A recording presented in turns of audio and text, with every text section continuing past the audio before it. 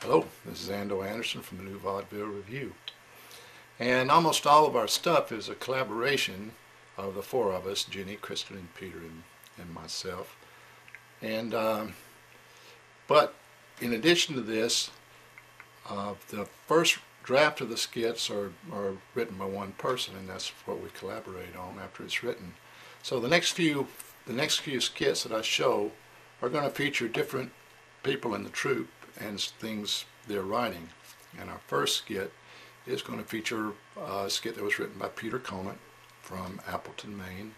It also features Peter acting in the skit, as well as Kristen Burkholder. Hope you enjoy it.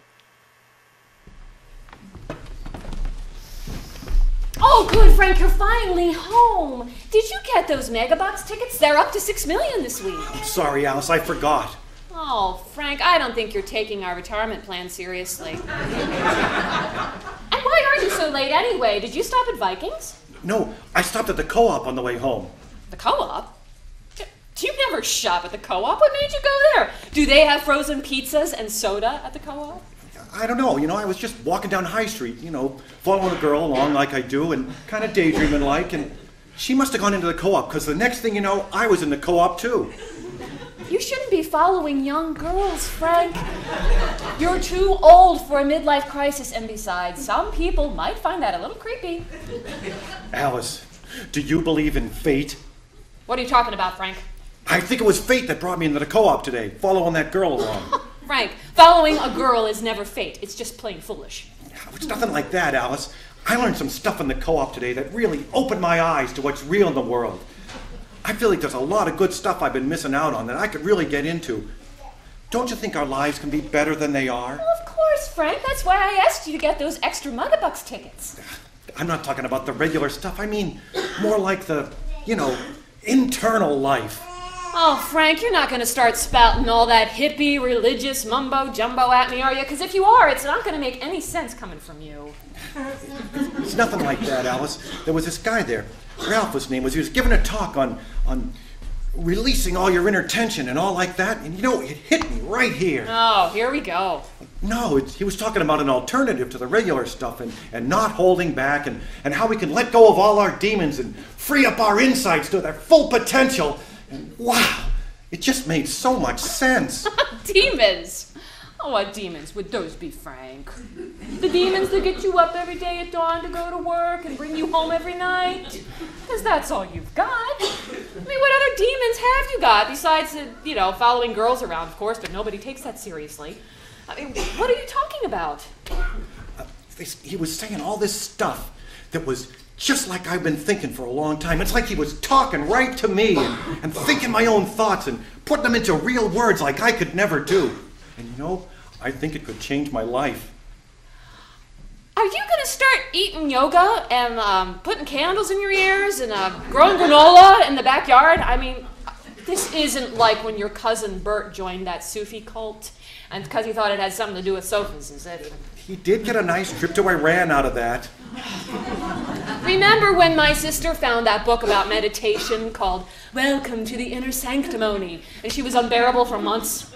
I don't know about any of that stuff, but I learned this technique today that's going to make me liberated and give me tranquility.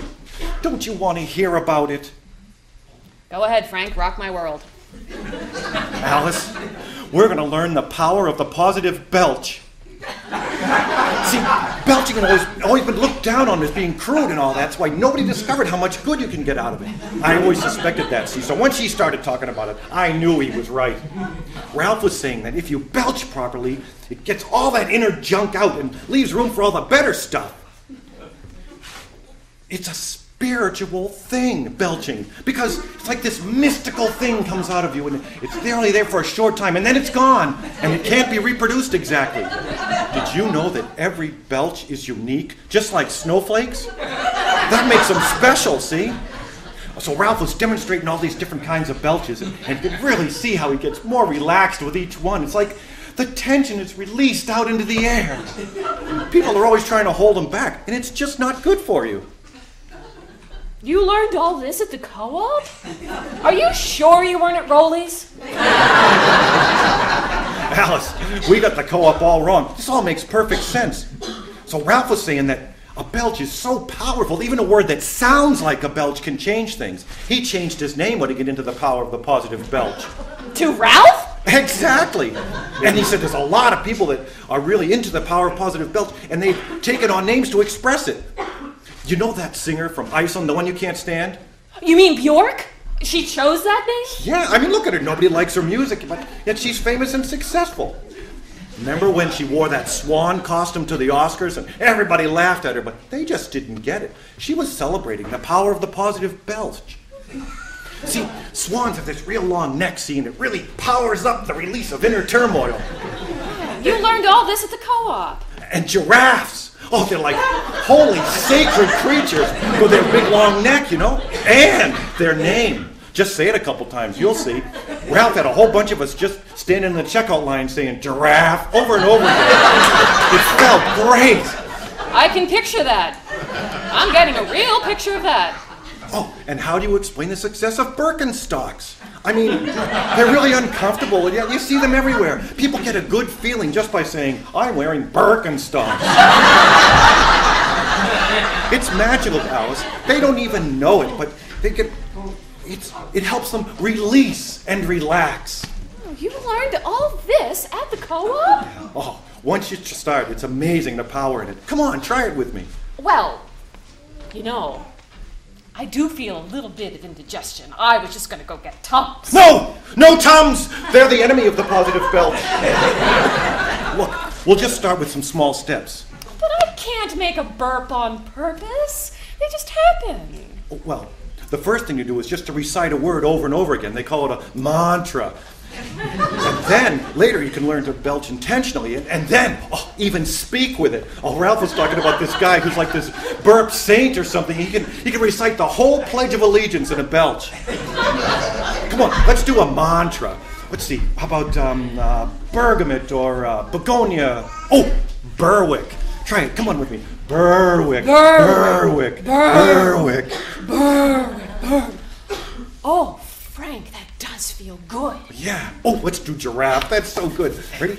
Giraffe, giraffe, giraffe, giraffe, giraffe. That's fantastic. Yeah, see? Oh, I think I feel a real burp coming on. Oh, excellent, Alice. Let her rip. You won't be sorry. Release and relax. Yep. Here it comes. And... burp. Oh, that's... See? Wow! I never imagined it could be so liberating. Yes. And the tranquility. Oh, I just feel it. How can I learn to do intentional belching? Well, that takes a little time. But you know, we could do some positive belching the time-honored way. Yes? I've got frozen pizzas and soda.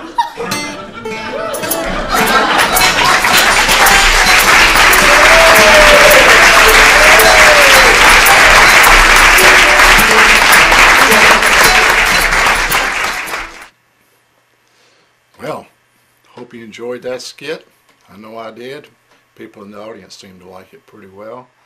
And we'll be back to see you again next time on a new vaudeville review.